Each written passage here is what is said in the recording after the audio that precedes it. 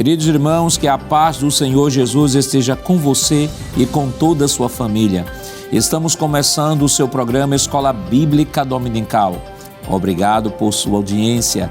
Onde você estiver neste momento nos acompanhando através do nosso canal no YouTube, Rede Brasil Oficial, pela TV no canal 14 em Recife e região metropolitana, nas repetidoras em todo o estado de Pernambuco e também através do Spotify da Rede Brasil.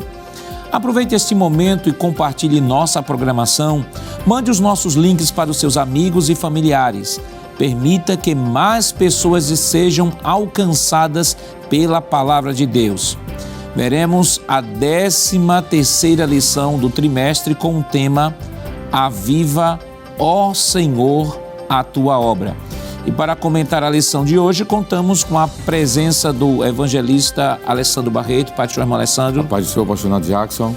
Do evangelista Jonathan Lucena. A paz do Senhor, irmão Lucena. A paz do Senhor, pastor Jackson. E do professor e auxiliar, irmão Givanildo Hermano. A paz do Senhor, irmão Givanildo. Paz do Senhor, pastor. É um prazer estar aqui mais uma vez. Nesta lição, veremos a oração do profeta Abacuque, que é conhecido como profeta do avivamento, e que traz lições preciosas quanto à realidade do avivamento espiritual. Com ele aprendemos que o avivamento traz a urgência de um tempo de angústia pelos pecados e de compromisso com a palavra de Deus e de oração incessante. Por fim, é necessário rogar a presença de Deus e a edificação espiritual e sempre pedir: aviva, ó Senhor, a tua obra. Evangelista Alessandro, leia, por favor, o texto áudio para nós. Pois não, pastor. Diz assim: Ouvi, Senhor, a tua palavra e temi. Aviva, ó Senhor, a tua obra no meio dos anos. No meio dos anos a notifica. Na ira, lembra-te da misericórdia. Abacuque, capítulo 3, versículo 2. Evangelista Lucena, nos comente, por favor, nos fale a verdade prática desta semana. Pois não, pastor. A verdade prática da lição diz o seguinte: é vontade de Deus avivar a sua obra nestes últimos dias, até que o Senhor Jesus volte. Irmão Givanildo, quais os objetivos da lição desta semana? Muito bem, a lição possui 3 objetivos. O primeiro é apresentar o clamor pelo avivamento do profeta Abacuque. O segundo é enfatizar a palavra de Deus como elemento fundamental do avivamento. E o terceiro e último é conscientizar a respeito da necessidade de um verdadeiro avivamento. A leitura bíblica em classe para a lição de hoje está em Abacuque, capítulo 3, versículos 1 e 2 e versículos 16 ao 19. Acompanhe conosco. Oração do profeta Abacuque sob a forma de canto. Ouvi, Senhor, a tua palavra e temi. Aviva, ó Senhor, a tua obra no meio dos anos. No meio dos anos a notifica. Na ira, lembra-te da misericórdia. Ouvindo-o eu, o meu ventre se comoveu. A sua voz tremeram os meus lábios. Entrou a podridão nos meus ossos, e estremeci dentro de mim. Descanse eu no dia da angústia, quando ele vier contra o povo que nos destruirá. Porquanto, ainda que a figueira não floresça, nem haja fruto na vide, o produto da oliveira minta, e os campos não produzam mantimento, as ovelhas da malhada sejam arrebatadas, e nos currais não haja vacas. Todavia, eu me alegrarei no Senhor, exultarei no Deus da minha salvação. Jeová, o Senhor, é minha força, e fará os meus pés como os das servas, e me fará andar sobre as minhas alturas. Queridos irmãos, estamos iniciando o seu programa Escola Bíblica Dominical e esta semana estudando a 13ª lição do nosso trimestre. Olha, trimestre maravilhoso, em que estivemos estudando sobre o avivamento, e a lição desta semana nós teremos como título de nossa lição: Aviva, ó Senhor, a tua obra. Semana passada nós estivemos estudando a lição 12, que tem como título Vivendo no Espírito, e a proposta daquela lição foi justamente mostrar que, à luz de uma visão neotestamentária, viver no Espírito implica não só apenas desfrutar das benesses, dos dons, da graça que o Espírito Santo concede à sua igreja para a realização de sua missão, mas, sobretudo, pelo fruto do Espírito, né? Deve haver um equilíbrio entre o fruto e os dons, entre os dons e o fruto, que os dons fala das ferramentas que Deus dispõe à sua igreja para a realização da sua missão aqui na terra, e o fruto fala da geração do caráter de Cristo na igreja. A igreja se identificando com o Senhor Jesus a cada momento, a cada instante que se deixa, nas palavras do apóstolo Paulo em Efésios 5:18, se deixa encher pelo Espírito Santo.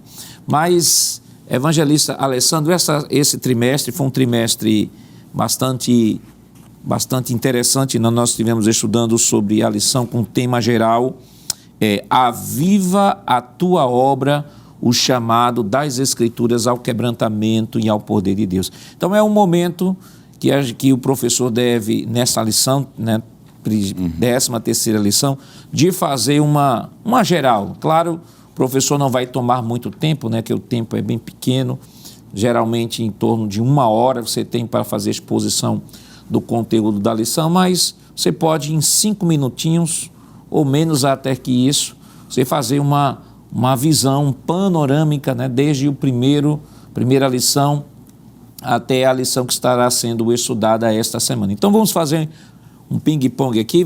Na primeira lição, nós estudamos sobre o avivamento espiritual. E aí, nesta lição, nós podemos aprender sobre a definição de avivamento espiritual, podemos aprender a necessidade da igreja de um verdadeiro avivamento. Já na lição de número 2, nós aprendemos sobre... Pastor, nessa lição foi estudado sobre o avivamento no Antigo Testamento e foi escolhido alguns personagens para apontar como é que Deus realizou esse avivamento. Por exemplo, iniciando na pessoa de Moisés, foi utilizado como um paradigma de avivamento, mas também Samuel, um grande servo de Deus, que foi utilizado em um momento crítico da nação de Israel. O rei Josias foi outro nome que foi indicado, e concluiu falando sobre Neemias e Esdras, com aquele grande avivamento, trazendo o povo de Israel a não só voltar à palavra, mas também buscar ao Senhor. Na lição 3... Muito bem, pastor. Avivamento no Novo Testamento. Uma vez que a lição 2 foi tratada sobre esses princípios revelados à luz do Antigo Testamento, nesta lição foi tratado desse assunto propriamente dito à luz do Novo Testamento. Algumas particularidades fazendo menção da sua praticidade, já que esse assunto, embora já tenha sido descrito no Antigo Testamento, ele é mais desenvolvido dentro do aspecto, através do ministério de Cristo, daqueles que estavam a seu serviço, trabalhado de forma mais pontual no Novo Testamento. Então, nessa lição foi feito esse panorama também. Assim como a lição 2 foi feito o panorama do Antigo Testamento, esta foi feita do Novo Testamento. Irmão Givanildo, na lição 4, nós estudamos sobre o ministério avivado de Jesus. Isso, nós percebemos nessa lição, né? Nós aprendemos que o ministério de Jesus, que durou em média 3 anos e meio, foi um ministério marcado pela operação do Espírito Santo, né? Com pregação, ensino, curas, milagres, muitas conversões. Nós estudamos o ministério de Jesus marcado por um verdadeiro avivamento. Já na lição 5, nós estudamos sobre o avivamento na vida da igreja, e naquela lição nós podemos aprender um pouco sobre o batismo no Espírito Santo como uma realidade da igreja. Podemos também aprender sobre o dinamismo da igreja apostólica e também a importância de um ministério ungido para os dias atuais. Já na lição 6, evangelista, o que é que nós estudamos? Pois não, pastor, foi falado sobre Pedro, né? Um grande apóstolo do Senhor Jesus, e o que foi marcante nessa lição foi que ela foi dividida entre 2 momentos da vida de Pedro. O momento da vida de Pedro antes do Pentecostes e depois do Pentecostes. E vimos que Pedro, antes do Pentecostes, por exemplo, negou Jesus 3 vezes. Teve alguns momentos de naufrágio ou de fraqueza na fé, talvez seja essa a melhor expressão. Mas depois do Pentecostes nós vamos ver um apóstolo realmente avivado, cheio do Espírito Santo, pregando, milhares de pessoas se convertendo e a obra de Deus crescendo cada vez mais. Já na lição 7, evangelista Luciano, nós aprendemos sobre Estevão, um mártir avivado. Perfeitamente. E vimos, pastor, nessa lição, o preço de que se paga quando se vive uma vida avivada. Uma vez que Estevão, ele é considerado como, além de um diácono, o primeiro mártir da igreja. E nessa lição foi tratada características pessoais que mostram que ele, de fato, era um crente avivado, mas, sobretudo, o preço altíssimo que ele pagou. Não só através da sua mensagem, da influência que teve, do carisma que é manifesto, mas, sobretudo, pelo fato de ter morrido em decorrência da sua vida avivada. Irmão Givanildo, na lição 8 nós aprendemos sobre o avivamento espiritual no mundo. Isso, essa foi uma lição mais histórica, não é? Onde nós aprendemos sobre avivamento que ocorreu no decorrer do tempo, no decorrer da história. Nós vimos aí, por exemplo, o avivamento na Europa, o avivamento lá na Rua Azusa, e avivamentos esses em que a igreja foi impulsionada a enviar missionários, a pregar o evangelho. Nós vimos uma lição muito maravilhosa, essa lição de número 8. Já na lição de número 9, nós aprendemos sobre o movimento pentecostal no Brasil, né? Este movimento que aconteceu no mundo, o autor traz aconteceu no Brasil, mostra o surgimento das Assembleias de Deus aqui no Brasil. Comentamos um pouco sobre a história de nossa igreja aqui, que se iniciou oficialmente em 1918.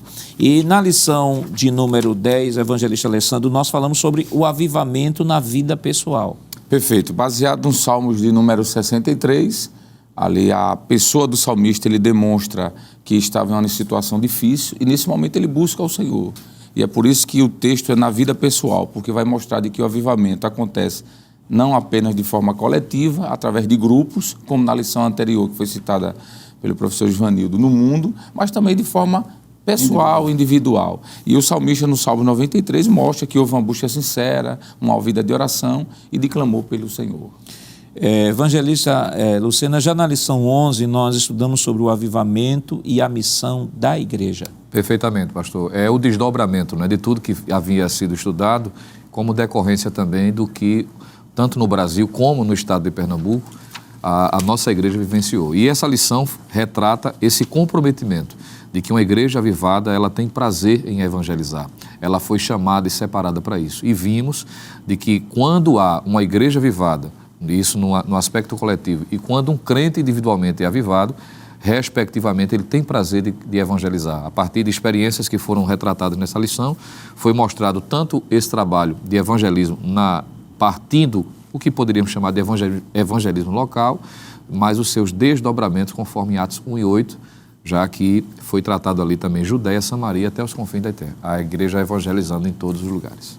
E na lição 12, irmão Givanildo, nós estudamos sobre vivendo no Espírito. Isso foi a penúltima lição, né? A lição que estudamos semana passada. Nós estudamos sobre a necessidade de sermos guiados, dirigidos pelo Espírito, para vencermos essa natureza caída ou pecaminosa, né? Nós aprendemos aquele texto de Paulo, capítulo 5 da carta aos Gálatas, falando dessa guerra, dessa luta interna entre a carne e o Espírito. E só uma forma de nós vencermos essa concupiscência da carne é vivendo cheio do Espírito, andando em Espírito.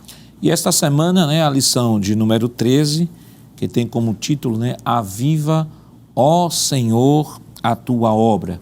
Estamos e vamos estudar a partir do livro do profeta Abacuque, né, no capítulo 3, versículos 1 e 2, e versículos 16 e 19.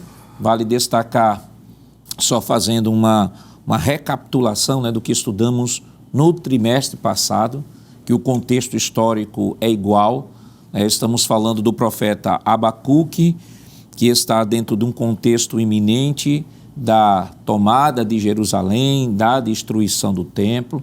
Estamos falando de um contexto histórico em que nós temos 3 grandes nações no mundo. Nós temos a Síria, nós temos o Egito e nós temos a Babilônia. E Deus, assim como falou pelo profeta Jeremias, como falou pelo profeta Ezequiel, está falando em especial agora ao profeta Abacuque sobre esta destruição de Jerusalém, sobre o juízo de Deus sobre Jerusalém. E nós temos aqui o crescimento do Império Babilônico, vencendo a Assíria, né, porque a Síria ela acaba caindo para a Babilônia no ano 612 a.C., tirando a Síria do páreo. A Babilônia também conquista o Egito e os seus aliados em 605 antes de Cristo. Então nós temos aqui um contexto onde a Babilônia está ascendendo ao poder. Abacuque, ele está olhando para o povo de Israel, evangelista, olhando para o povo de Israel, vendo os diversos pecados que o próprio profeta Ezequiel viu, né, como estudamos na lição passada, mas diferentemente de Ezequiel, né, que Ezequiel foi e falou ao povo, ele se dirige a Deus para questionar a Deus. Então esse é o contexto da nossa lição desta semana. Sim, pastor, exatamente. É um questionamento de um profeta que não se conforma com o que está vendo e, de certa forma, ele procura respostas em Deus através desse curto livro, apenas com 3 capítulos, por isso que é chamado também de um dos profetas menores. E a dúvida de Abacuque era por que é que o mal estava acontecendo, a nação estava andando cada vez por caminhos mais distantes de Deus. E a grande pergunta é: Deus, por que o Senhor não faz nada? Não é? A discussão de Abacuque, filosoficamente falando, é o problema do mal, da Teodiceia. Se Deus é tão bom, por que é que o mal existe? Ou por que Deus tolera o mal? Não sabia o profeta de que Deus sempre tem uma resposta para dar, e isso vai acontecer no livro. Deus vai mostrar que não é que Deus não estava agindo porque estava sendo tolerante com o mal, mas porque havia um tempo estabelecido por Deus para que o seu juízo viesse, não é? Esse profeta Abacuque, pastor, é um dos profetas mais conhecidos no Antigo Testamento. Alguns estudiosos asseveram de que ele era da tribo, inclusive, de Levi. O seu livro é construído em forma de música, por exemplo, quando nós, no final do seu livro, encontramos aquela expressão muito conhecida: ao mestre de música para instrumentos de corda, capítulo 3, versículo 19. Muitos estudiosos vão dizer que esse termo que aparece ao instrumento de corda, que é a expressão hebraica negnot, ou negnot, melhor dizendo, tem a ideia de que ele tocava, de que ele tangia instrumento. Então liga isso ao profeta como sendo um músico mesmo, um levita, não somente um músico, mas um sacerdote de um modo geral, mas aquele que se encarregava de fazer os arranjos musicais e de louvar a Deus. E ele, como sacerdote, se via, quer dizer, em momentos, vamos dizer assim, difíceis, porque ele não podia fazer o que queria tanto, que era não só sacrificar no templo, mas também adorar junto com o Senhor. A referência que se faz de cantor-mor, de cantor-chefe, o comentarista da Bíblia Pentecostal vai dizer que isso também é uma indicação da sua possível ligação a essa tribo levita. Então, é bem interessante que o professor, você tem comentários bíblicos em casa, né, que você pode consultar, dá uma visão panorâmica sobre o livro do profeta Abacuque, né? Como já foi dito aqui, né, o profeta Abacuque, ele está dentro de um contexto de iminente juízo. Ele clama a Deus, esta relação perfeita que o evangelista traz aqui, e alguns autores eles dizem o seguinte, que a estrutura do livro ela é bem objetiva e ela transita em 2 perguntas, né, que o evangelista já colocou. Primeiro, é sobre a tolerância de Deus em relação ao pecado e à injustiça. Isso, professor, você pode anotar aí, está no capítulo 1, versículos 2 ao 4, onde ele vai questionar a Deus, e Deus responde prontamente que haverá de descer o juízo usando os caldeus ou os babilônios, né, contra a nação de Israel. Isso está capítulo 1, versículos 5 ao 11, e de fato ocorre, Deus usa os babilônios contra Israel, contra juízo, contra Judá.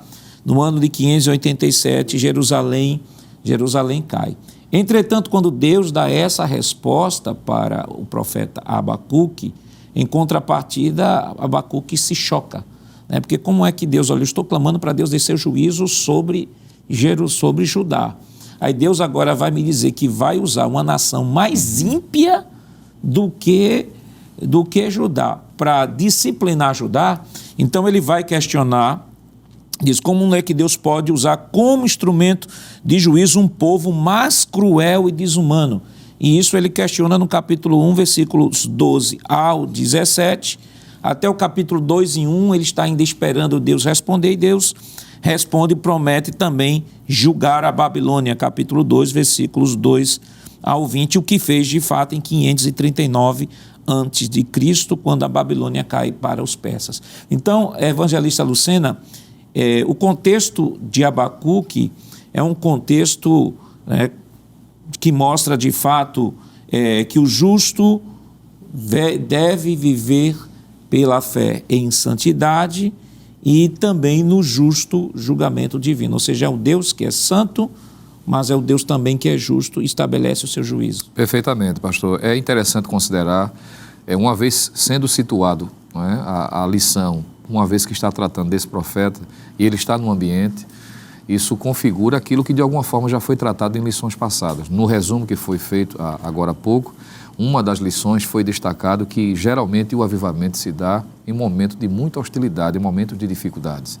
E esse cenário se repete aqui. Já foi tratado de personagens, Moisés, Samuel, que em cada período que viveram, tiveram suas dificuldades. E Abacuque aqui, ele serve como referência, mais uma vez, mostrando que o ambiente não era muito favorável.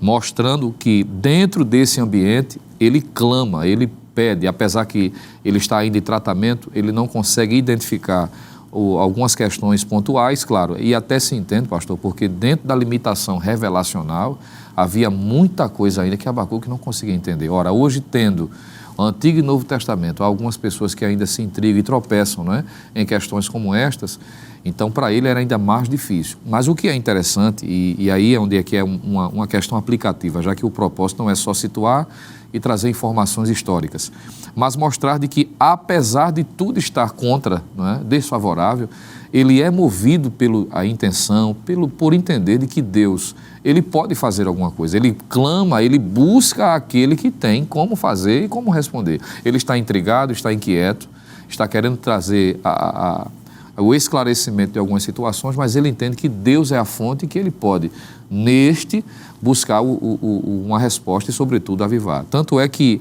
a oração que ele faz no capítulo 3 é por isso, aviva, não é um clamor.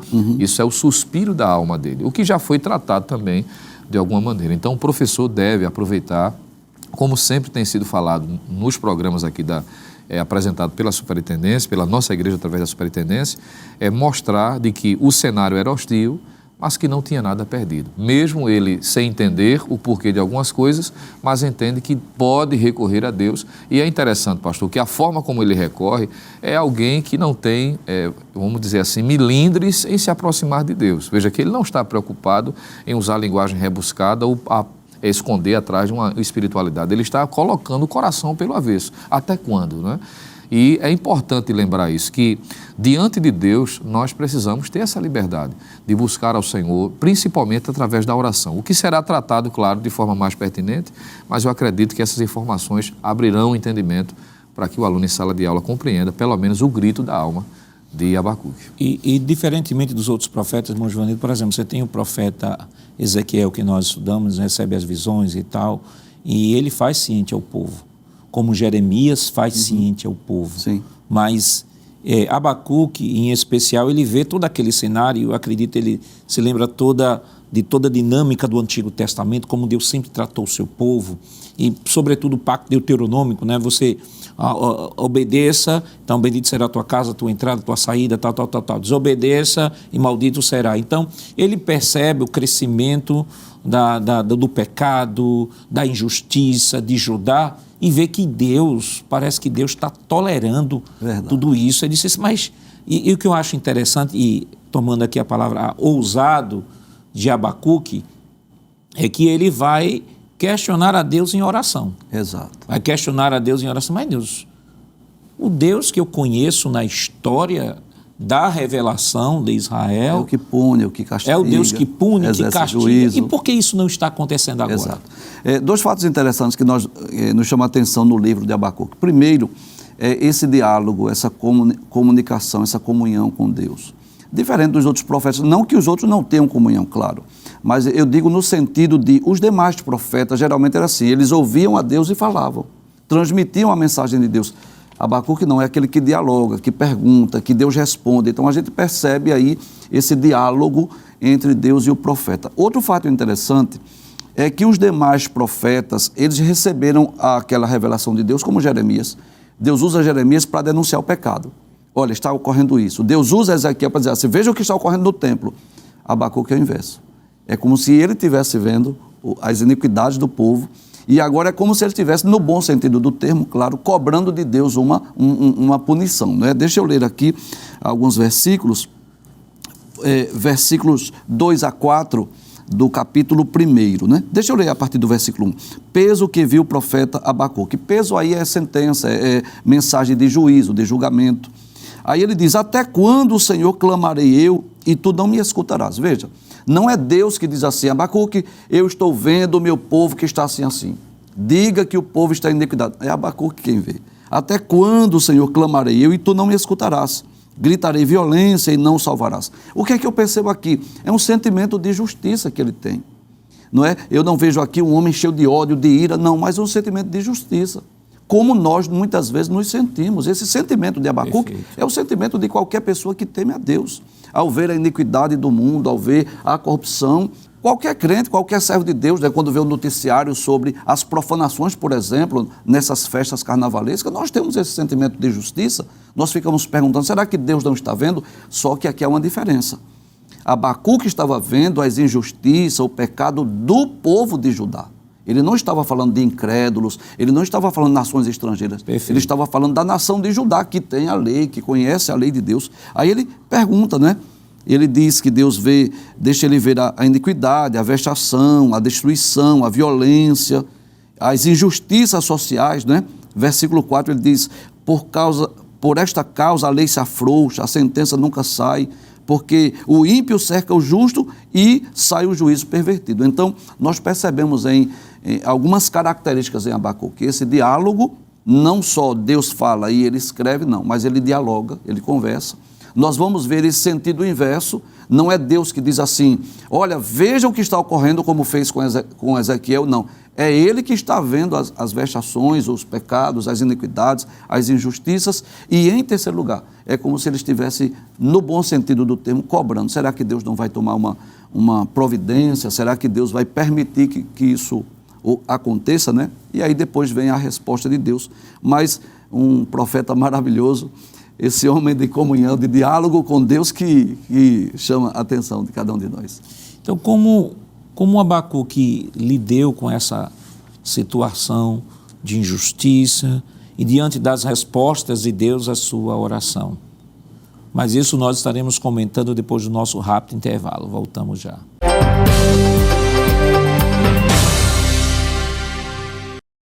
Queridos irmãos, estamos de volta em seu programa Escola Bíblica Dominical, esta semana estudando a 13ª lição, que tem como título Aviva, ó Senhor, a tua obra.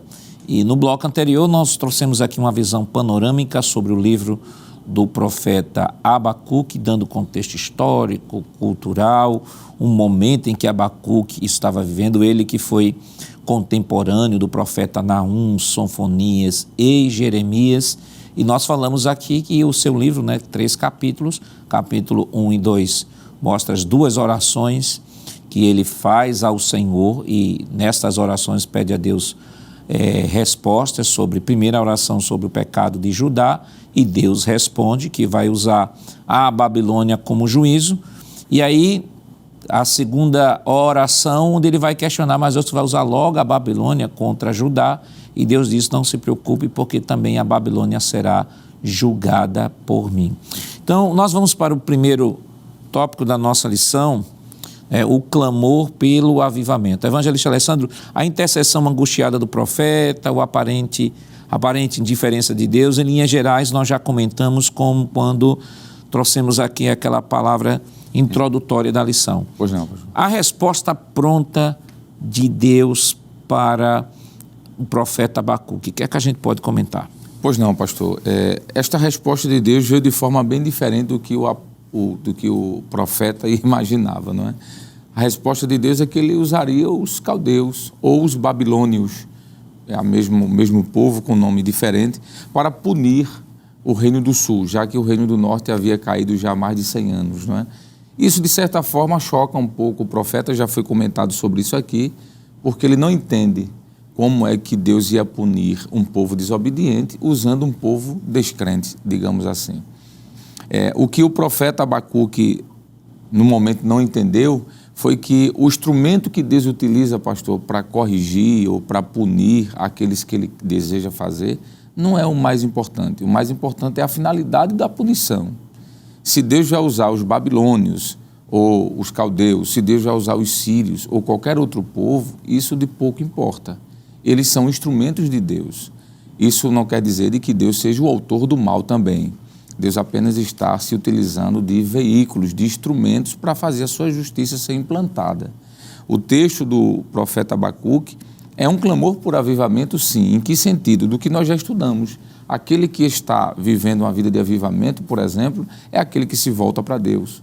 É aquele que busca a sua palavra, que vive de conformidade à sua palavra. Foi falado aqui, citado textos como, por exemplo, a reforma que Josias implementou no reino de Israel quando ele assume o trono. As pessoas estavam dispersas, distantes de Deus, não queriam saber do Senhor. E ele quebra os altares, implanta a ordem ao culto, restabelece a Páscoa, e aí outros exemplos mais. Então, o que Deus ia fazer era levar o povo a entender de que eles estavam andando por caminhos tortuosos. Mas para isso o sofrimento viria. É o que Salomão, escrevendo em Provérbios, diz que o pai que ama o seu filho, ele castiga. E ele castiga por amar. O castigo nem sempre é entendido pelo filho como um sinônimo de ação amorosa do pai. Mas isso reflete sim o cuidado do pai. O próprio Salomão, outra vez, disse que Deus castiga a todos quanto ama. Não é? Se ele ama, então ele vai puxar para as rédeas. E é isso que acontece. Judá estava precisando entender que estava andando por um caminho tortuoso. Judá ou Jerusalém, as tribos do sul, as duas tribos do sul. E é isso que acontece. A resposta de Deus é de que isso seria feito usando um povo ímpio. Agora, Deus é tão justo que os excessos desse povo, dos caldeus, Deus também cobraria. O capítulo 2 deixa isso muito claro. A partir do versículo 1 é quando os caldeus serão castigados por aquilo que eles fizeram, que ultrapassaram, vamos dizer assim, não é? Passaram dos limites, aí Deus vai cobrar deles também, porque o Senhor utilizou-se dos caldeus, claro, para punir a Israel, quer dizer Judá, não Israel, corrijo, mas claro que nós entendemos que pela sua própria maldade, a maldade dos caldeus, em alguns momentos, pastor, eles exageraram aqui, aí Deus entra em ação também, porque se Deus fecha os olhos para um em detrimento do outro, Deus seria injusto. O profeta vai começar a entender que era necessário isso acontecer, que é o que vai resultar no capítulo 3, a sua oração em forma de cântico. E evangelista Lucena, então, o livro do profeta Abacuque, ele nos traz, em linhas gerais, né, inclusive é o texto de Abacuque que vai ensejar, né, aquela discussão do justo viverá pela fé. Paulo vai usar o texto, né, o justo viverá pela fé. Os reformadores vão usar o texto justo viverá pela fé. E nesse contexto de juízo, o profeta está solicitando a Deus sua intervenção para quebrar o povo, para que o povo se humilhe, chore e retorne àquela prática primária, né, de comunhão com Deus.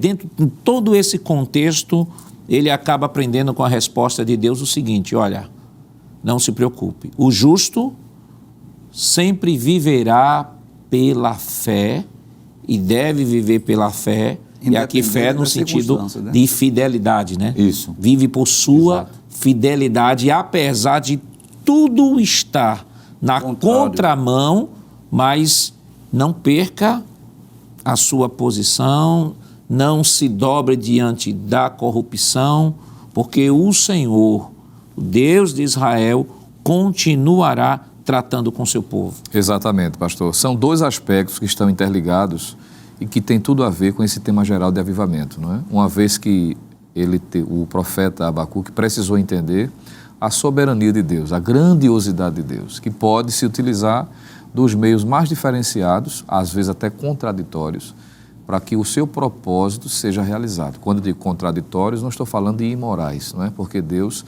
ele não não pratica e nem conduz ninguém à imoralidade, é o que Tiago diz, que não é tentado e a ninguém tenta. Mas Deus pode usar os recursos mais diferenciados, e isso que é intrigante, que Deus não tem apenas uma metodologia, ele tem meios mais variados. Isso fala da soberania, da grandiosidade de Deus. Em toda a história da humanidade, Deus deixou isso bem claro. E quando o tema é avivamento, ora, Deus também se utilizou de formas, de meios para tratar o seu povo, preparando o terreno para que esse avivamento fosse implantado, realizado, também de formas bem diferenciadas. E Abacuque, em decorrência disso, ele precisava, mesmo em meio às circunstâncias aparentemente desfavoráveis, aparentemente a indiferença que Deus demonstrava em relação àquela circunstância, mas ele precisava ser dirigido pela sua convicção, pela sua fé, pela fidelidade a Deus. E isso mostra o aspecto pessoal. De alguma forma, já foi tratado sobre isso, porque uma coisa está ligada à outra. Nós precisamos aproveitar em sala de aula, como já foi dito, é uma lição que finaliza esse trimestre, e precisamos fazer sempre essa reflexão e olhar para o retrovisor e lembrar de que, em razão das circunstâncias, isso não determina o que é que deve reger o meu coração. É uma grande lição que devemos extrair também. E é por isso que o texto faz menção a essa expressão que é muito conhecida, como já foi citada aqui por vários personagens, tanto bíblico como à luz da história da igreja, em que mostra como deve estar o coração do servo de Deus. É andar de acordo com a fidelidade, de acordo com os princípios e entender. Existe um Deus soberano que, mesmo que eu não entenda, mas ele tem um governo, ele está conduzindo aquilo que Paulo disse em Romanos 8:28, que é uma linguagem que mostra a convicção e a certeza que ele tinha, quando ele diz assim: e sabemos que todas as coisas cooperam para o bem. Olha, me permita, pastor, com muita simplicidade dizer, eu não tenho como descrever como é que funciona na economia de Deus, Deus administrar as atitudes mais variadas, a liberdade que o homem tem, né? Aquele que serve, aquele que não serve, e ainda assim fazer com que tudo isso faça com que a sua vontade, em meio a esta realidade, seja cumprida. Paulo entendeu pela fé, sabemos, né? Eu não sei como é que ele vai fazer, mas eu tenho certeza que tudo vai concorrer para o bem.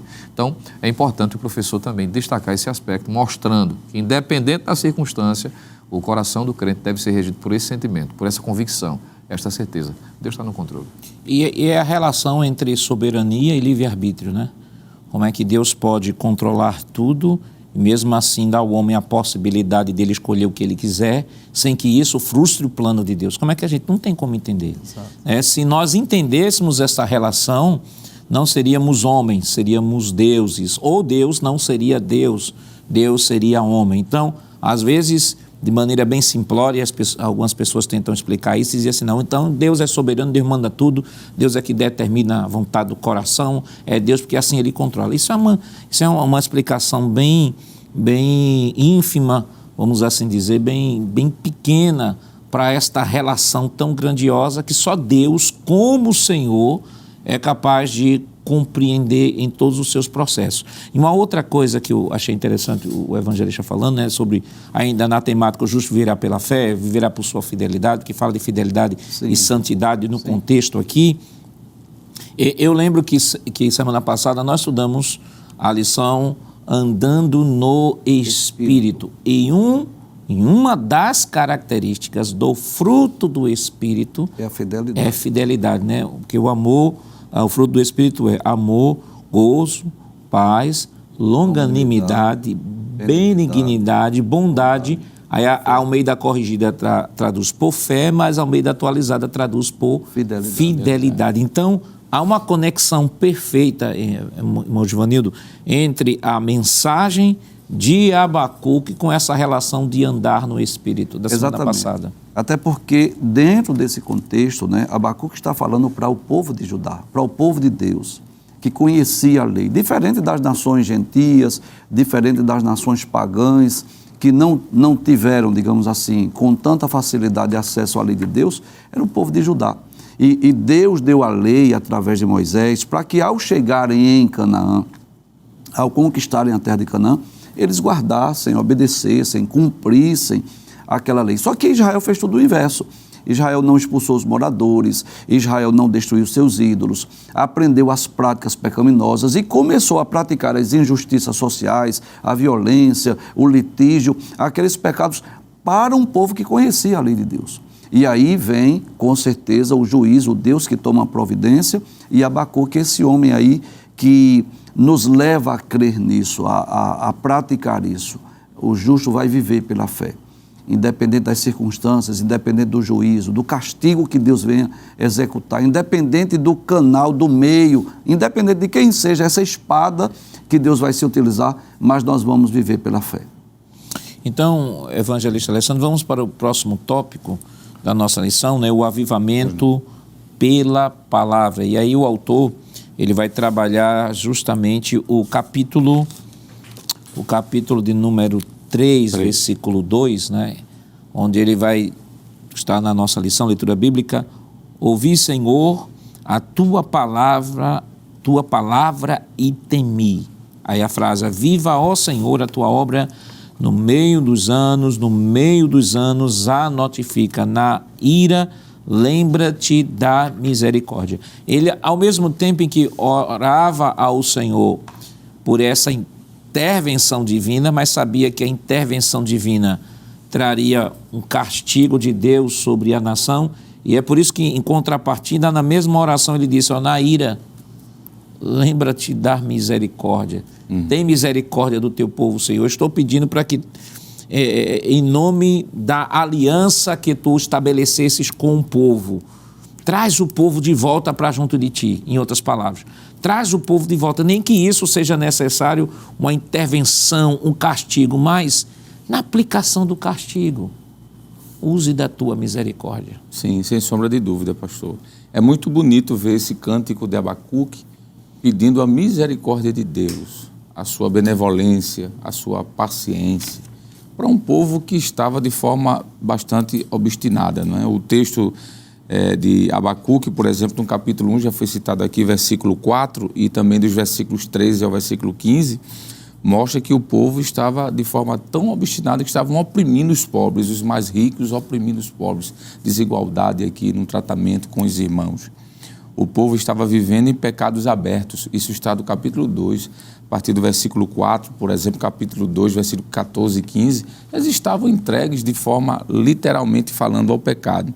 E sem falar na adoração a ídolos, capítulo 2, versículo 18 ao 19 de Apocalipse, quer dizer, desculpe-me, de Abacuque, mostra que eles estavam entregues à idolatria. Então, a ira de Deus tem que ser implantada mesmo, mas mesmo assim Abacuque se coloca como um adorador, como intercessor, e diz: Senhor, tem misericórdia. Agora, pastor, esse texto que o senhor citou, quando ele diz assim: ouvi, Senhor, a tua palavra e temi. Esse temer aqui nós poderíamos aplicar ao profeta e ao povo. Vamos lá. Esse temer aqui é o temor a Deus ou o medo da justiça de Deus? Eu diria, pastor, que as duas coisas. O profeta Abacuque temia o Senhor porque servia-o com integridade de coração. Aquele que teme a Deus, ele obedece. Mas ele também temeu no sentido da punição severa que Deus poderia estar aplicando ainda mais sobre o povo. E aqui a gente poderia aplicar dizendo de que a necessidade do avivamento, ela é urgente aqui nessa situação, porque, como já foi dito desde o começo do programa, o povo estava esquecendo de Deus, virou as costas para o Senhor. E Deus, ele não tem o culpado por inocente. A Bíblia diz isso, que quando Deus ele aplica a sua justiça, a gente deve ter medo.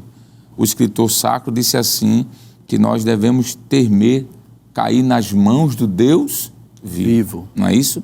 Então, é claro que Deus é amor, pastor, Deus é justiça, Deus é benignidade, é a bondade, enfim. Mas quando ele aplica a sua justiça, então ele teve medo, ele disse: Senhor, eu temi. Aí ele diz assim: aviva, ó Senhor, a tua obra no meio dos anos. E avivar aqui, só precisa de avivamento quem está sem vida. Não é assim?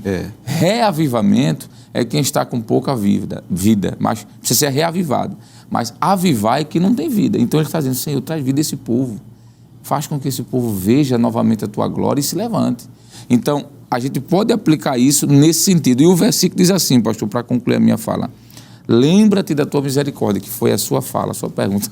Ele está dizendo: Senhor, eu sei que se tu for aplicar a tua justiça, não vai sobrar ninguém. Mas tem misericórdia. Então eu vejo como um papel da igreja hoje, pastor, trazendo para os nossos dias, para tentar aplicar. O professor Givanildo, na fala anterior dele, foi muito feliz quando ele citou aqui algumas situações que na nossa vivência a gente presencia, que nós como seres humanos ficamos de certa forma irados, vamos assim dizer, indignados, talvez a palavra melhor seja essa. Imagine Deus. Se Deus fosse colocar em prática a sua justiça, estaríamos muitos em pó. Mas assim como o Abacuque pediu, Senhor, tem misericórdia, o que a igreja tem feito, pastor? Pedido misericórdia a Deus, para que o Senhor estenda as suas mãos graciosas e levante e tenha misericórdia do homem pecador. Até porque essa postura de Abacuque, irmão Lucena, é uma postura que demonstra muito um intercessor, né? Sim, exatamente. Intercessor isso. que, apesar de, mas ele pede, Senhor, olhe. Em outras palavras, vou parafrasear aqui, use os meios necessários, Senhor, para trazer o povo para junto de Ti. Então, a igreja, o evangelista Alessandro falou sobre a igreja, o ministério da igreja, e Paulo diz que Deus deu à igreja o ministério da reconciliação. Então, o que eu acho fantástico na vida de Abacuque é que ele, primeiro, é um profeta sensível à voz de Deus. Segundo, o seu nível de comunhão com Deus o faz pensar não nele apenas, mas no povo. Porque ele poderia dizer, olha, eu tenho comunhão com Deus, então se o povo não anda com Deus, então eu deixa aí, cada um vai dar conta de si a Deus, principalmente considerando, né, a verdade geral de que a responsabilidade é pessoal, que isso estava na mensagem do profeta Ezequiel, capítulo 18. Exato. Responsabilidade é pessoal. Mas o sentimento altruísta, sentimento voltado com a preocupação do povo. Então, isso mostra, evangelista, como foi dito aqui pelo evangelista Alessandro, o papel da igreja, da intercessão, né? Interceder. Um crente que tem comunhão com Deus, um crente que vive com Deus, o crente que é avivado, vamos aqui para o contexto, é um crente que não pensa em si mesmo, ele sempre está pensando no outro, ele sempre está orando para que Deus abençoe o outro, edifique o outro como tem feito com ele. Exatamente, pastor. Eu penso que Abacuque ele é a personificação de um nível de espiritualidade que Deus espera de todo servo seu, que é o senso de justiça, claro, não se conformar com o pecado, com a imoralidade, com a profanação, aquele que está preocupado, de fato, com a santidade de Deus, com a honra devida dada a Deus, que é o verdadeiro temor, mas entender também que até quando a aplicação desse juízo é manifesto, Deus tem equilíbrio. E aí onde é que onde está a beleza deste Deus Todo-Poderoso? É que os seus atributos estão todos harmoniosamente, não tendo um maior do que o outro. Então, quando Deus exerce a sua justiça, e Abacuque consegue, pastor, entender esta realidade. Porque se ele tivesse apenas o aspecto, por exemplo, punitivo de Deus, ele não faria sentido ele pedir a misericórdia. Mas ele faz questão, em virtude dessa espiritualidade, do sentimento que há no seu coração, o fato de viver esta comunhão que foi muito bem descrita, como alguém piedoso, que tinha esse relacionamento com Deus, servindo a Ele, principalmente pelo fato de ele pedir esta aplicação com misericórdia. E isso é importante, porque é o incentivo que nós temos, e isso deve ser aplicado em sala, de entender que não tem nada perdido, não é? Que Deus ainda pode, em sua punição, em seu juízo, em sua penalidade, pelo fato de alguém errar, mas que Deus pode restaurar. E aí está a beleza também do tema do avivamento. É entender que por mais problemático que alguém seja, Deus tem a capacidade de restaurar aquela pessoa. E a intercessão é um fator importantíssimo para que Deus use de misericórdia. E a palavra-chave é essa, misericórdia. E isso deve ser nutrido no coração. Claro, olha, há pessoas, por exemplo, que estão vivenciando, pastor, assim como Abacuque visualizou pessoas à sua volta que não tinham compromisso com Deus, pode ser que tenha um pai cujo filho esteja vivendo uma vida desregrada, que naturalmente, pelo senso de justiça, em algum momento diga assim, eu vou desistir, não é? Eu entrego, eu não quero mais, eu não vejo possibilidade. É um momento de trazer esta palavra e dizer assim, não, vamos continuar intercedendo, Deus pode restaurar. Se for fazer uma sindicância, uma pesquisa de campo dentro da igreja, pastor, quantos que ali estão, quantos de nós, eu vou começar de mim, não é? Quantos de nós que a outrora a própria sociedade, família, olhava e dizia, esse aí está perdido, não é? Eu posso dizer por conhecimento de causa, mas teve alguém que intercedeu, que esteve na brecha, pedindo a clemência, claro, não abrindo mão de que existe a justiça, aquilo que Paulo disse, considerar a bondade e a severidade, mas entender que até na aplicação do juízo existe a misericórdia. Deus pode restaurar.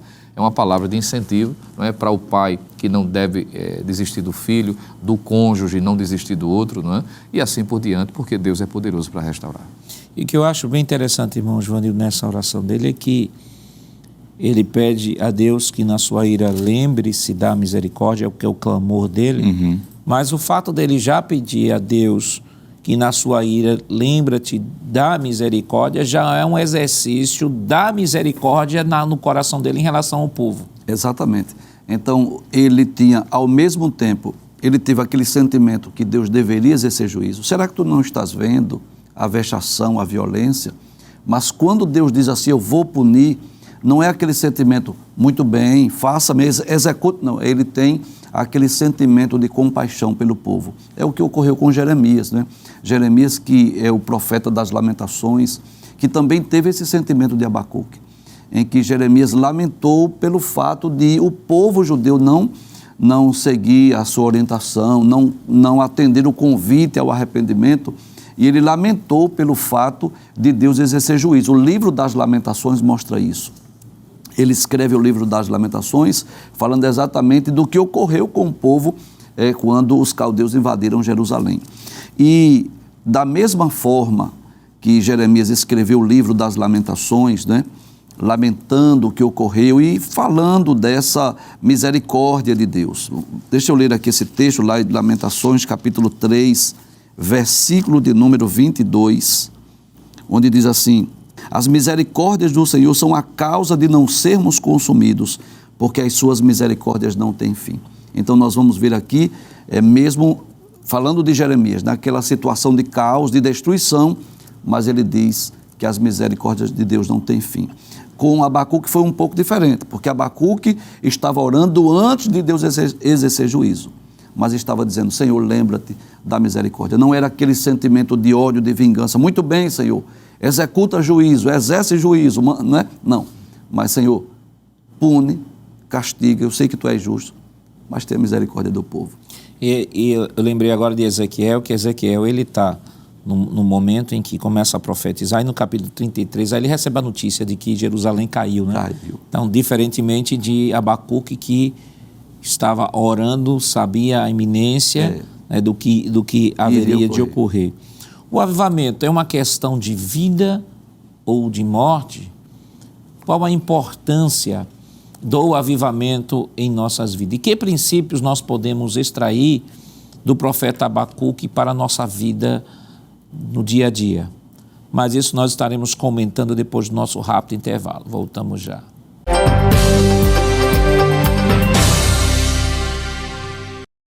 Queridos irmãos, estamos de volta para o último bloco do seu programa Escola Bíblica Dominical e esta semana estudando a 13ª lição, que tem como título Aviva, ó Senhor, a tua obra.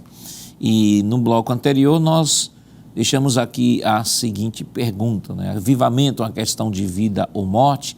Que princípios nós podemos extrair do livro do profeta Abacuque e da vida do profeta Abacuque, que servem como princípios para a manutenção do avivamento? Aliás, evangelista, o fato de ele pedir ao Senhor, aviva, ó Senhor, no decorrer dos anos, ele está falando de uma ação contínua, não algo esporádico, mas ele diz, olha, uma ação contínua, porque o avivamento deve ser algo contínuo.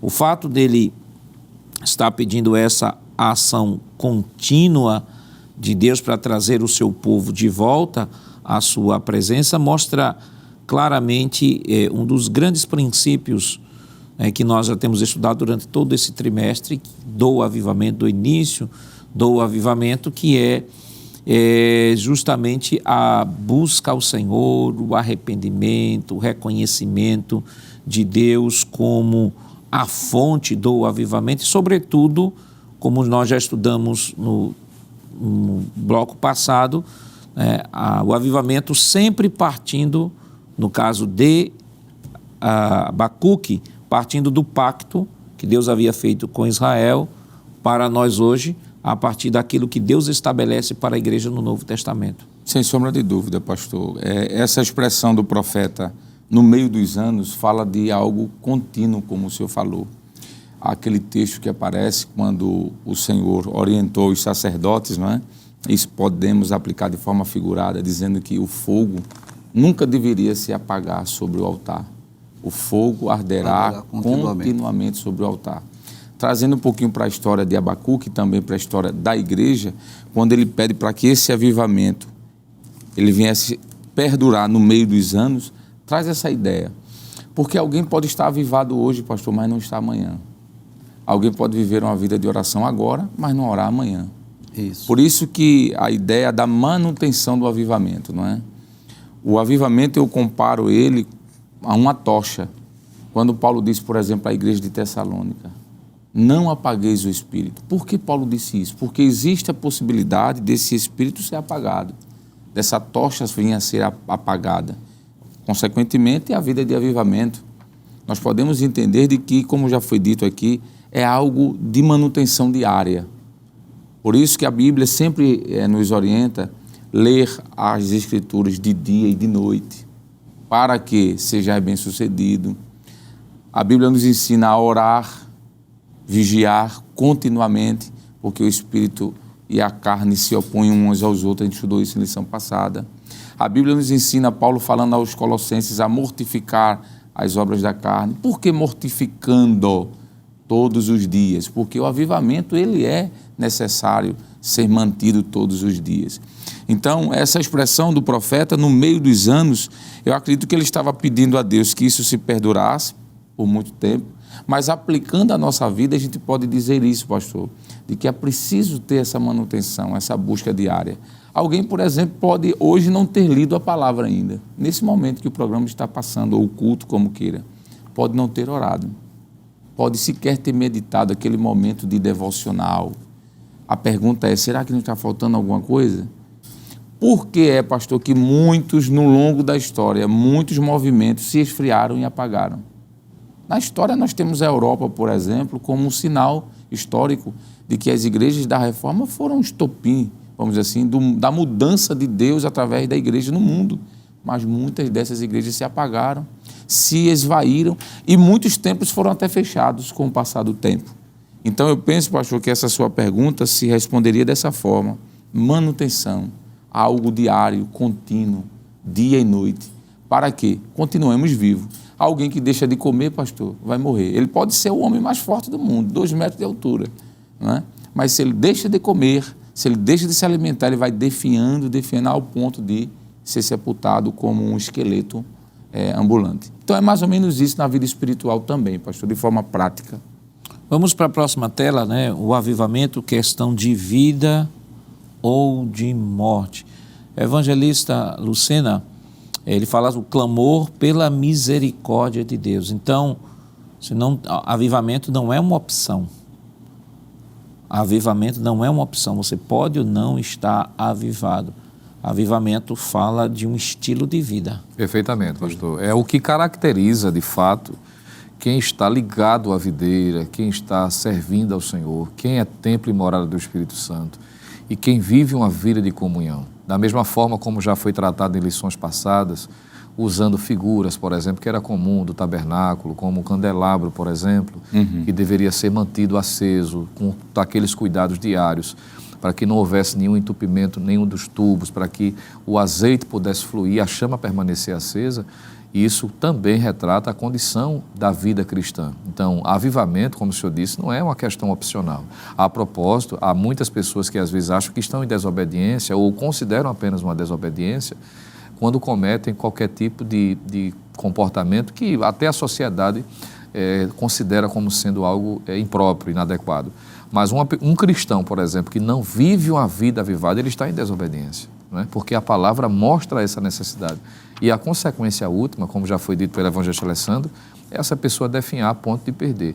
Ela vai ficar semelhante àquela igreja a quem o Senhor Jesus dirige uma carta por meio do apóstolo João, no livro de Apocalipse, que tem nome de quem vive, mas está morto. Então é importante destacar isso. E dentro desse cenário, claro, quem se encontra nessa condição pode também, assim como Abacuque, ser motivado a clamar, porque Deus é poderoso para mudar as circunstâncias, mas a pessoa precisa entender. Eu estava me lembrando, por exemplo, do Salmo de número 103, quando Davi fala da misericórdia de Deus, que é o aspecto desse tópico, né? Quando lemos o Salmo 103, o verso de número 8 em diante, diz assim: o Senhor é misericordioso e compassivo, longânimo e assaz benigno. Estou lendo na Almeida Revista e Atualizada. Verso 9 diz assim: não repreende perpetuamente, nem conserva para sempre a sua ira. Não nos trata segundo os nossos pecados, nem nos retribui consoante as nossas iniquidades, pois, quanto o céu se alteia acima da terra, assim é grande a sua misericórdia para com os que o temem. Quando dista o Oriente do Ocidente, assim afasta de nós as nossas transgressões. Como um pai se compadece de seus filhos, assim o Senhor se compadece dos que o temem, pois Ele conhece a nossa estrutura e sabe que somos pó. Então, dentro desse cenário, desta condição de entender que o avivamento é uma questão de sobrevivência, quando alguém se depara com essa triste realidade, ele pode clamar, ele pode recorrer à misericórdia, que o próprio salmista diz que é o fato de Deus entender das nossas limitações, ele pode restaurar. É importante ser destacado isso aqui, entender de que Deus é misericordioso. E na medida que se entende isso, pastor, porque quando o evangelista Alessandro estava falando sobre o temor a Deus que foi gerado, não é? Ou que foi nutrido quando Abacuque foi confrontado ou foi informado do projeto de Deus, é como se Deus abrisse a janela, não é? Ele descortinasse e dissesse: olha, eu vou fazer dessa forma, a ideia é esta, o propósito e a finalidade é esta. E isso fez com que o temor viesse ao coração ainda mais intenso no coração de Abacuque. E é o que está faltando em nossos dias. Às vezes há pessoas que reconhecem, até entendem que precisam ser avivadas, mas não há o temor, que não é o medo necessariamente, que é um aspecto, mas o temor nesse contexto aqui é alguém considerar a santidade, o que Deus é capaz de fazer e qual deve ser a postura diante deste Deus. Que quando nós olhamos para o Novo Testamento, eu também me lembrava a respeito desta passagem, quando Lucas faz um resumo de como viviam aqueles cristãos avivados do primeiro século, está retratado isso em Atos capítulo de número 2, o versículo de número 42 em diante.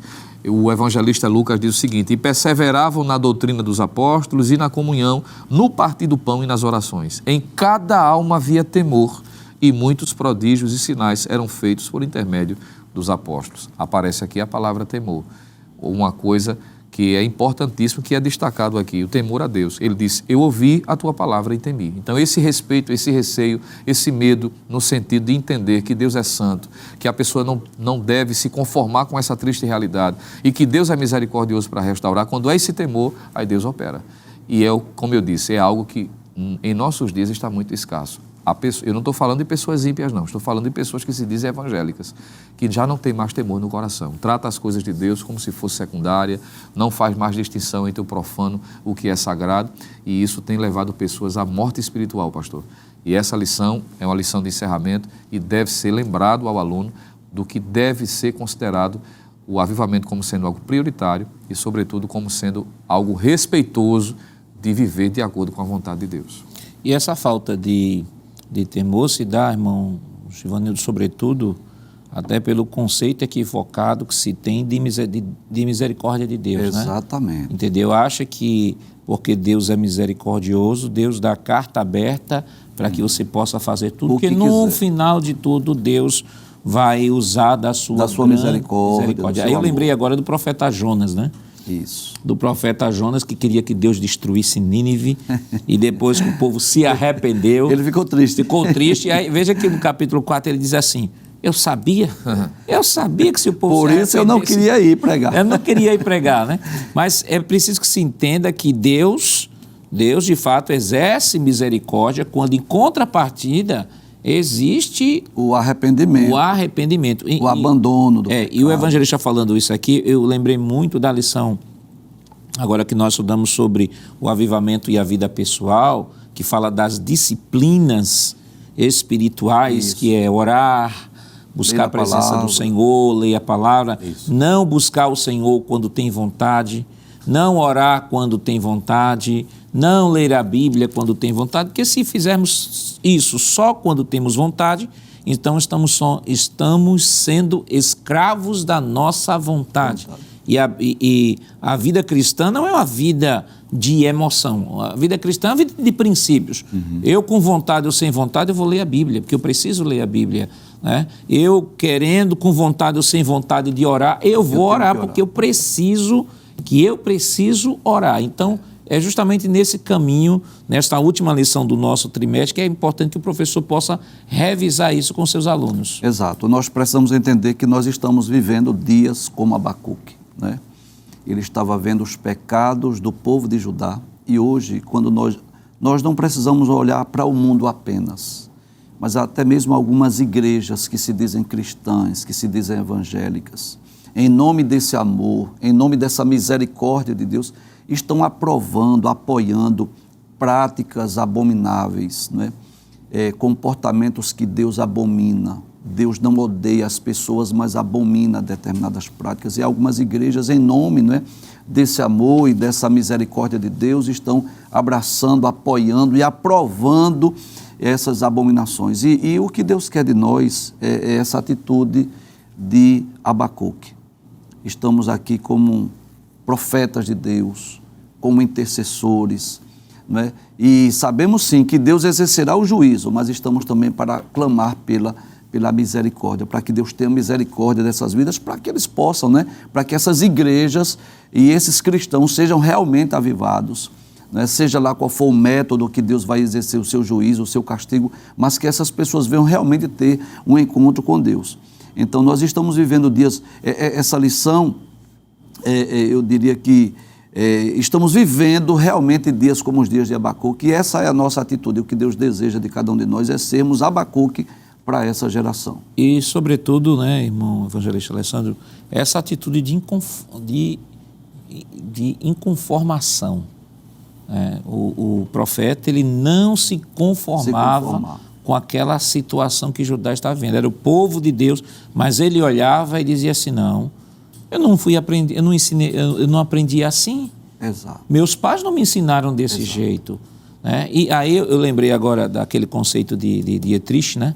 Da graça barata, né? Uhum. Graça barata, né? Porque nós estamos falando aqui dentro do contexto de igrejas, do contexto do povo de Deus. Então hoje a gente, até inclusive o autor até pontua algumas situações do presente momento. Então, infelizmente, esta questão do pecado faz com que o evangelho não se fale mais de cruz, não se fale mais de arrependimento, de renúncia.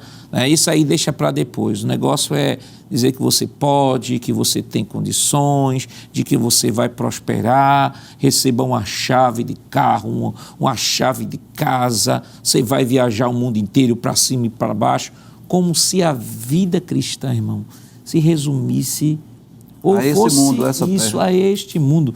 Quando nós olhamos, eu lembro do relato de Hebreus, que vai mostrar os heróis da fé, Hebreus capítulo 10, que sofreram, foram cortados ao meio. Aí o escritor diz assim: homens do qual o mundo não era digno. Quando a gente pega aquele retrato e começa a comparar as fotos, a gente percebe, irmão, a gente sente o mesmo inconformismo do profeta Abacuque. Sem sombra de dúvida, pastor. E por isso que a lição termina com um ponto: clamemos ao Senhor.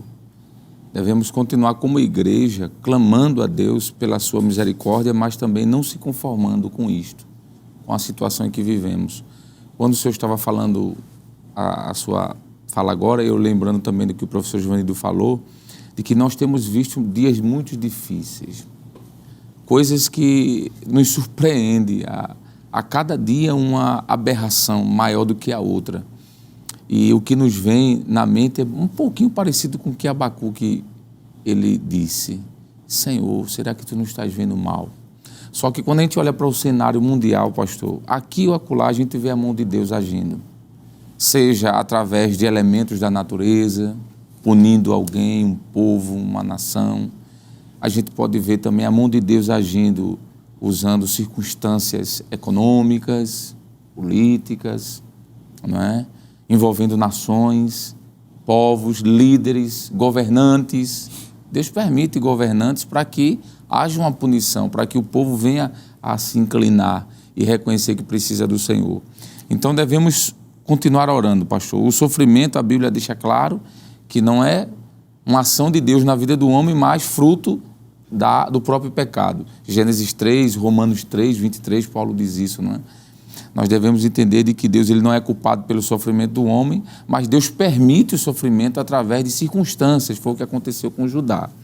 Devemos entender de que existe também a lei da semeadura, né? Provérbios 22:8. Vai chegar o dia em que o homem vai colher aquilo que ele plantou. Então, a geração que estamos vivendo está colhendo e vai colher ainda. Jó, capítulo 4, versículo 8, deixa claro que a lei da semeadura ela é algo factível, vai acontecer. Então, clamemos pela misericórdia de Deus para que muitos se rendam aos pés do Senhor enquanto é tempo. É feito o Pedro disse, não é? Não é que o Senhor esteja tardando a sua vinda, mas Ele está dando uma pausa para que você seja alcançado, para que a pessoa seja alcançada do pecador. Então, oremos, pastor, clamemos para que possamos sim ver pessoas se rendendo aos pés do Senhor. E o sofrimento, ele sempre será pedagógico, né? Sim. É claro que eu preciso procurar a partir, porque preciso entender o seguinte, sofrimento independe justo, ímpio, sofre. Bem democrático. Independe, todos nós, e a causa primária, como o evangelista disse aqui, é o pecado. Isso. Todos os homens sofrem. O cristão muito mais porque ele abraçou a fé, e o próprio Jesus disse assim na oração sacerdotal: Pai, eu lhes dei a tua palavra e o mundo os odiou. Isso. Quer dizer, só pelo fato de receber a palavra, você já é uma persona não grata no meio da sociedade, né? O cristão é uma persona não grata no meio da sociedade. Então, o cristão, ele vai passar, além do sofrimento natural, ele vai passar por sofrimento em decorrência do exercício da sua fé, da reafirmação da sua fé. Então, esse sofrimento, ele é um sofrimento pedagógico, né? É um sofrimento pedagógico porque nós precisamos, a partir desse sofrimento, extrair que lições Deus está querendo nos ensinar. Aí eu lembrei de um texto aqui, rapidamente, eu vou ler aqui, é a segunda carta do apóstolo Paulo aos Coríntios, capítulo 1, versículo 3 em diante, diz assim: Bendito seja o Deus e Pai de nosso Senhor Jesus Cristo, o Pai de misericórdias e de toda consolação. É Ele quem nos consola em toda a nossa tribulação, para que, pela consolação que nós mesmos recebemos de Deus, possamos consolar os que estiverem em qualquer espécie de tribulação. Porque assim como transbordam sobre nós os sofrimentos de Cristo, assim também, por meio de Cristo, transborda o nosso consolo. Isso é uma coisa tremenda, né, evangelista Lucena? Exatamente, pastor. É entender a perspectiva do sofrimento na visão bíblica e cristã, não é? O apóstolo Pedro, quando ele escreveu a sua primeira epístola, no capítulo 4, versículo 12, dá-nos a entender de que haviam cristãos que não estavam querendo aceitar a realidade do sofrimento. E Pedro vai dizer que não deveriam estranhar dentro de prova. Ele vai dizer, olha, não estranhe, isso faz parte da realidade. Isso por conta da realidade do pecado, o fato de vocês se identificarem como cristãos e existirem pessoas que estão sofrendo, claro que é uma realidade. E ele vai até dizer que aquele que toma um cão pela orelha compara-se ao que vai receber aquele que se intromete em negócios alheios. Mas o sofrimento é pedagógico. O senhor falou de que o sofrimento tem finalidades. E Deus se utiliza dessa realidade para nos beneficiar. O senhor leu esse texto que mostra que quem é atribulado recebe o conforto para confortar quem está sendo atribulado. E é da pena de Paulo também, em Romanos capítulo 5, versículo 3, que ele diz que nós nos gloriamos nas tribulações.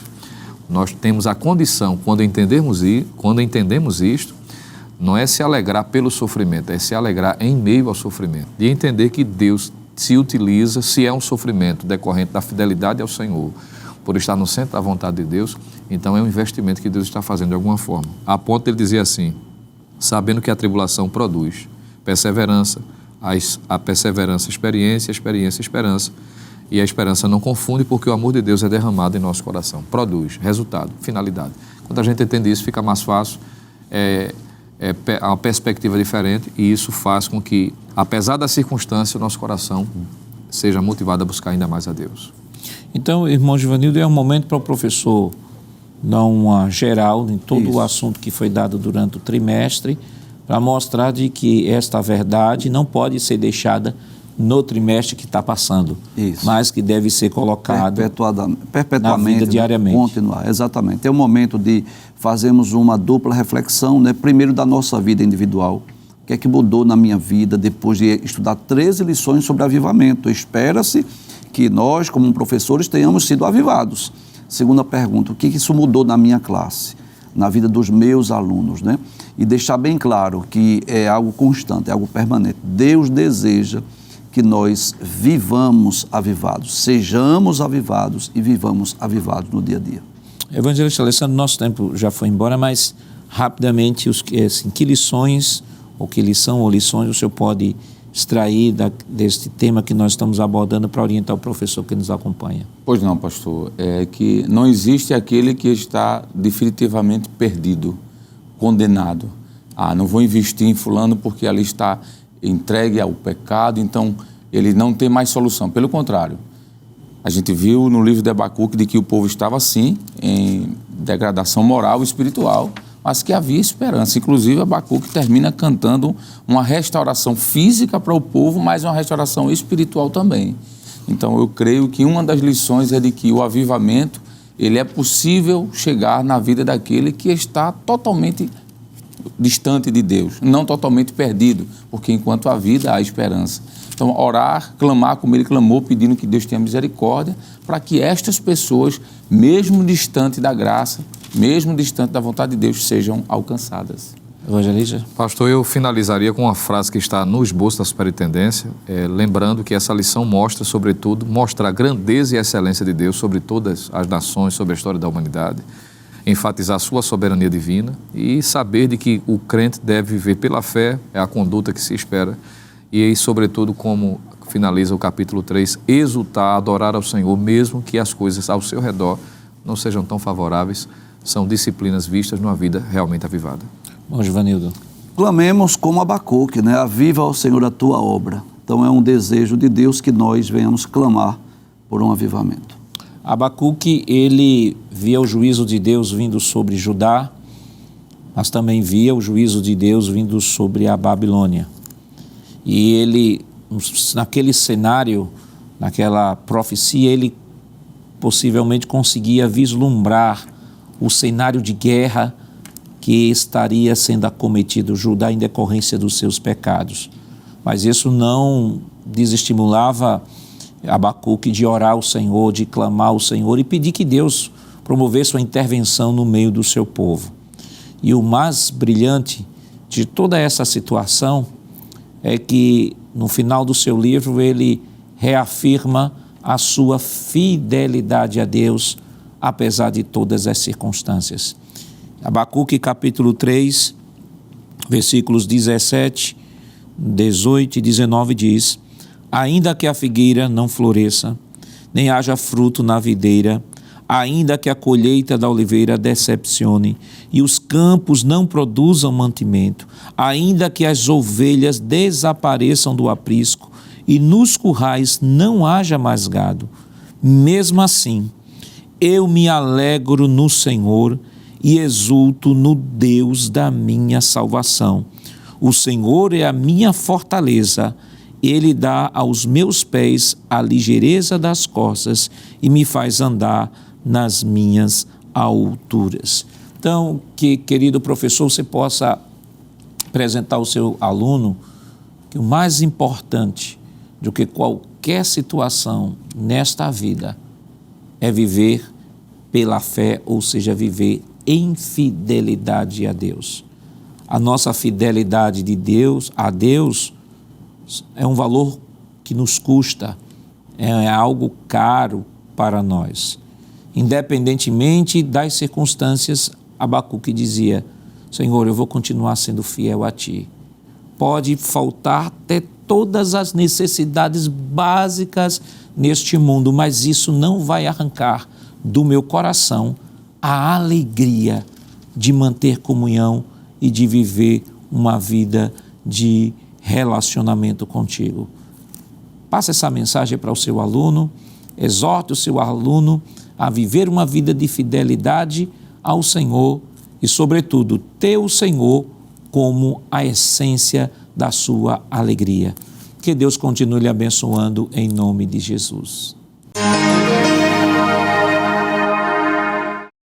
Queridos irmãos, depois de uma lição tão maravilhosa, vamos orar ao Senhor, mas antes disso, nós queremos agradecer a todas as direções de EBDs, professores que estiveram conosco durante todo esse trimestre, aos nossos irmãos aqui do nosso estado de Pernambuco e de outros estados também, e até irmãos em outros países que nos acompanham. Que Deus continue abençoando a cada um de vocês, e a nossa oração é que no início do próximo trimestre estejamos juntos novamente aprendendo a palavra do Senhor e crescendo na graça e no conhecimento do Senhor Jesus Cristo. Evangelista Lucena, vamos orar? Pois não, pastor, oremos. Querido Deus, Pai amado, nós te louvamos por tua fidelidade, te agradecendo por mais este encerramento e mais um trimestre estudado na Escola Bíblica Dominical, este assunto tão importante. Nos ajuda, Senhor, a colocar em prática e, como já foi dito nesta oportunidade pelo professor Givanildo, vivermos, ó Deus, uma vida constante e avivada, e que este assunto tenha produzido em nós uma mudança, uma melhora. Continua abençoando cada vez mais. Te louvamos pela vida do nosso pastor presidente, pastor Ailton José Alves, todos que lhe auxiliam, pela vida da superintendência, o pastor Nadir Jacques, toda a equipe, Senhor, continua dando força, graça, sabedoria, a produção da Rede Brasil, a todos que estão nos bastidores, por trás das câmeras, para que esse programa venha ao ar para edificação de vidas. Permanece conosco, nos abençoando, é o que nós estamos te pedindo, mas também te agradecendo em nome de Jesus. Amém. Chegamos ao final deste programa. Hoje estudamos a última lição do trimestre com o tema Aviva, ó Senhor, a tua obra. Na próxima semana estudaremos a primeira lição do segundo trimestre de 2023, que tem como tema geral Relacionamentos em família, superando desafios e problemas com exemplos da Palavra de Deus. E tem por base a primeira lição com o título Quando a família age por conta própria. O programa Escola Bíblica Dominical vai ao ar na TV toda sexta-feira às 21h30 e no sábado às 16 horas. Também está disponível no formato podcast no Spotify e em nosso canal no YouTube, Rede Brasil Oficial. Acesse o canal, se inscreva, ative o sininho e compartilhe nossa programação. Obrigado por sua audiência e até o próximo programa. Que a graça do nosso Senhor Jesus Cristo, o amor de Deus nosso Pai, a comunhão do seu Santo Espírito estejam com todos hoje e para todos sempre. Amém.